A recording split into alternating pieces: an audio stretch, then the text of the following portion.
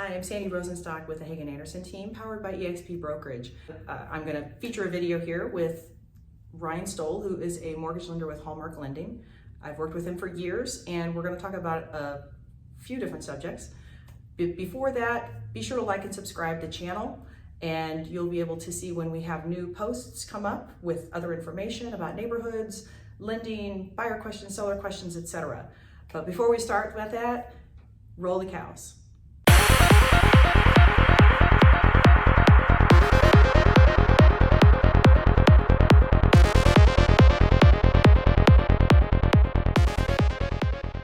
I have conversations frequently with people I know, people I don't know, and as soon as I say I'm a realtor, they say, wow, with the interest rates, what's going on with the market? And I say, well, demand is still there. There's still people who haven't gotten into homes, and prices are still strong, and people are still getting what they want for their list price. Their list price is still, it's selling. And statistically, I just checked with Heartland this morning, and it's about 100%. So if you're going to list your house for $400,000, you're probably going to get $400,000 for it, and you're probably going to have more than one offer.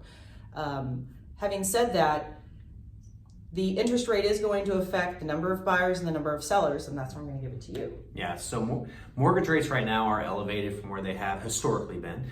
But what I will tell you is interest rates are not stopping homes from being sold. The reality is there's a huge gap between supply and demand. So what we're seeing is some buyers that have decided that they are going to stay on the sidelines and not purchase. That is not impacting, a home being sold. What I anticipate is when rates do come back down, you'll actually see more demand flood into the market, and you'll actually see home prices go up. I mean, the demand feature, when that happens, will be like throwing water on a wet sponge. Absolutely. I mean, basic supply and demand. And that's the way it goes. People are hesitant. It's just supply and demand. People are, I'm going to wait till the interest rates go down. And okay, so they go down 0.25%. That's really not going to affect their mortgage, their monthly payment as much as they probably think, which is the beauty of someone like Ryan, because he's going to give you all the scenarios. And having, again, to press on that point, if you wait until they go down, then you're going to get, you're going to jump in, and then 10 other people are going to jump back in. So you're really going to have an escalation in price and offer prices, and it's just, don't wait. Yep. Let him do the magic of giving you a breakdown of what your payment could be. If you can buy now, you definitely should buy now. Take advantage of the equity growth that you're going to see from that. And the reality is that a quarter change in interest rate probably equals around $40 to $60 a month. So certainly not enough to stop you from buying. But the reality is, even in the future, when rates drop, you might actually see affordability hurt, because when more demand's in the market, home prices are going to go up. Yeah, and home prices going up also means you're going to have to start bringing more cash for your offer. Yep. You're going to have that cash gap. You're going to have an appraisal gap. And right now, appraisals are going pretty well, even with the escalated prices. But because it's been going on for so long, there are comps now. So the comparables are showing that you can get that price, where one neighborhood it used to be $250,000 and now that's $350,000. Well, there's comps to support that. So, in 6 months, if interest rates go down a point even, which would be a lot, I think in 6 months, that would be a lot, and that would be amazing. But if they did, then prices, a $350,000 house, people are going to bring $400,000 offers. Do you have $50,000 extra dollars? Right. I don't want to bring $50,000 extra dollars. It's going to take you a little while to get that equity back in your home. It's possible, and it can happen. And I think we're fairly insulated in the Midwest, more so than the coasts. And I just say that personally, because I think generally it's the golden rule by which you can afford. I think that translates more so in the Midwest. I don't want to pick on East-West coast, but I just think that does happen. People are very anxious to get into a home, but home ownership isn't, it's not just a mortgage payment. There's a lot to it. You need to be able to afford it. So now, a question I get is, what happens when the Fed changes interest rates? Okay. What I will tell you is there's not a direct correlation. When the Fed adjusts interest rates, that does not directly impact mortgage rates, because the rate they are adjusting is the overnight lending rate, and that's the shortest rate available. What it does, however, is kind of influence the trend of mortgage rates. So right now, the Fed is talking about cutting interest rates between 2 and 3 times the rest of this year, okay? They're going to be very conservative because they inflation is what's driving whether they're going to cut interest rates. Ultimately, the market will price in those adjustments before that actually happens. So you will see that filter to long-term rates before those adjustments actually happen. And mortgage rates will move unexpectedly if the Fed does something unexpected. So keep that in mind. We hear that all the time on the news. People talk about it.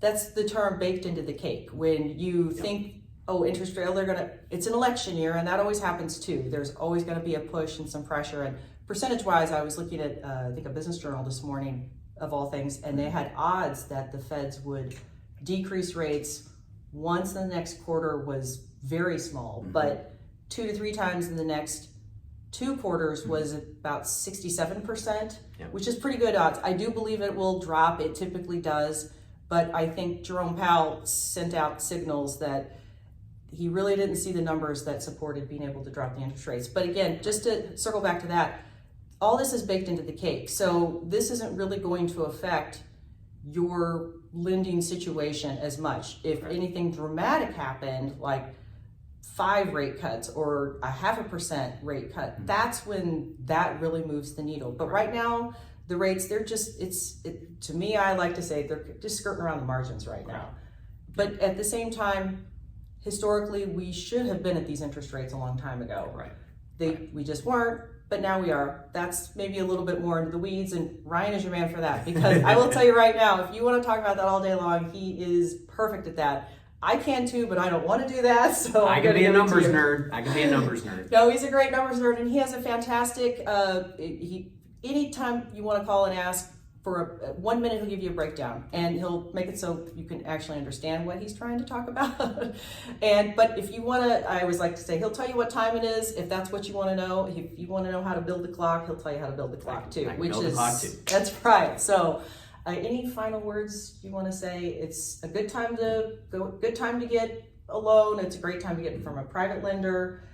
Is there an advantage to doing a private lender versus a big bank? We have multiple investors that we work with, so we've got multiple opportunities with different rates.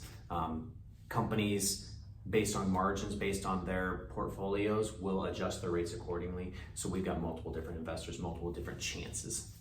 So that's where I have a benefit. But you still have all the typical programs that any big bank has. You've got, VA, FHA, new construction. If there's any loan that a big bank can do, Ryan can do it too. I will tell you, and everyone is individual and different, but he also has a fantastic group of underwriters that he's worked with for many, many years, and they're fantastic. So as far as paperwork and ease of submitting documents, way easier. And I've personally done this myself multiple times with lenders, big banks, and otherwise. And every day of the week, I would go with someone like Ryan. Also, because he's going to pick up the phone. He works on weekends. He will pick up the phone when he's on vacation, which is fantastic. I don't know when he's on vacation because he always picks up the phone. That is not the case with all big banks. And again, not trying to put down a big bank, but this really is a great relationship, and he will follow up and make sure that you're making the right move. Well, as a client, your questions don't happen Monday through Friday, 8 to 5, and my hours aren't Monday through Friday, 8 to 5. So to your point, I am available. So call me anytime with those questions. If I don't know the answer, I will get you the answer. Awesome. Well, again, I'm Sandy Rosenstock with EXP, the Hagen Anderson team, and I'm Ryan Stoll with Hallmark Home Mortgage. Thank you very much, and please don't hesitate. We're going to have a link to like and subscribe, share. Send us a message. We'll put Ryan's information in the link as well.